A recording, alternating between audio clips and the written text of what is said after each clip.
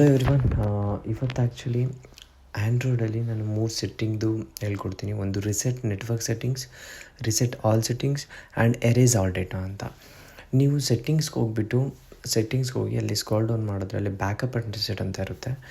ಅದ್ರ ಮೇಲೆ ಕ್ಲಿಕ್ ಮಾಡಿದಾಗ ನಿಮಗೆ 3 ಆಪ್ಷನ್ಸ್ ಕಾಣುತ್ತೆ. ಒಂದು ರಿಸೆಟ್ ನೆಟ್ವರ್ಕ್ ಸೆಟ್ಟಿಂಗ್ಸ್, ಇನ್ನೊಂದು ರಿಸೆಟ್ ಆಲ್ ಸೆಟ್ಟಿಂಗ್ಸು, ಇನ್ನೊಂದು ಎರೇಸ್ ಆಲ್ ಡೇಟಾ ಅಂತ. ಸೊ ಫಸ್ಟ್ ರಿಸೆಟ್ ನೆಟ್ವರ್ಕ್ ಸೆಟ್ಟಿಂಗ್ನ ಕ್ಲಿಕ್ ಮಾಡಿದ್ರೆ ಅದರಿಂದ ಏನು ಬೆನಿಫಿಟ್ ಅಂದರೆ, ಈ wifi related problem, bluetooth related problem, VPN ಯಾವುದೇ ಥರ ಪ್ರಾಬ್ಲಮ್ ಇದ್ರೂ ಕೂಡ ರಿಸಾಲ್ವ್ ಆಗ್ತಾ ಹೋಗುತ್ತೆ. ಜಸ್ಟ್ ರಿಸೆಟ್ ಮೇಲೆ ಕ್ಲಿಕ್ ಮಾಡಿ ಇದು ಅಪ್ಡೇಟ್ ಆಗುತ್ತೆ. ನೆಕ್ಸ್ಟ್ ಸೆಕೆಂಡ್ ಬಂದುಬಿಟ್ಟು ರಿಸೆಟ್ ಆಲ್ ಸೆಟ್ಟಿಂಗ್ಸ್ ಅಂತ. ಈ ರಿಸೆಟ್ ಆಲ್ ಸೆಟ್ಟಿಂಗ್ಸಲ್ಲಿ ಏನು ಯೂಸು ಅಂದರೆ, ಈಗ ಫೋನ್ ಸೆಟ್ಟಿಂಗಲ್ಲಿ ಏನಾದರೂ ತಪ್ಪಾಗಿ ಅವ್ರೇನೋ ಮಾಡಿರ್ತಾರೆ ಅಥವಾ ಮಕ್ಕಳಿಗೆ ಕೊಟ್ಟಿರ್ತಾರೆ, ಅವರು ಯಾವುದೋ ಸೆಟ್ಟಿಂಗ್ ಹೋಗಿ ಏನೋ ಆನ್ ಮಾಡಿ ಆಗ ನಿಮಗೆ ಏನಾದರೂ ಒಂದು ಪ್ರಾಬ್ಲಮ್ ಆಗಿರುತ್ತೆ. ಸೊ ಅದೆಲ್ಲ ರೀಸೆಟ್ ಮಾಡೋದಕ್ಕೆ ಜಸ್ಟ್ ರಿಸೆಟ್ ಆಲ್ ಸೆಟ್ಟಿಂಗ್ಸ್ ಕೊಡಿ. ಇವೆರಡು ಮಾಡೋದ್ರಿಂದ ಯಾವುದೇ ಥರ ಡೇಟಾ ನಿಮ್ಮಲ್ಲಿ ಡಿಲೀಟ್ ಆಗಲ್ಲ, ಯಾವುದೇ ಡೇಟಾ ಕೂಡ ಡಿಲೀಟ್ ಆಗಲ್ಲ. ಆದರೆ 3ನೇ ಸೆಟ್ಟಿಂಗ್ ಮಾಡಬೇಕಾದ್ರೆ ಭಾಳ ಕೇರ್ಫುಲ್ಲಾಗಿ ಮಾಡಿ. 3ನೇದೇನೆಂದರೆ ಎರೇಸ್ ಆಲ್ ಡೇಟಾ ಅಂತ.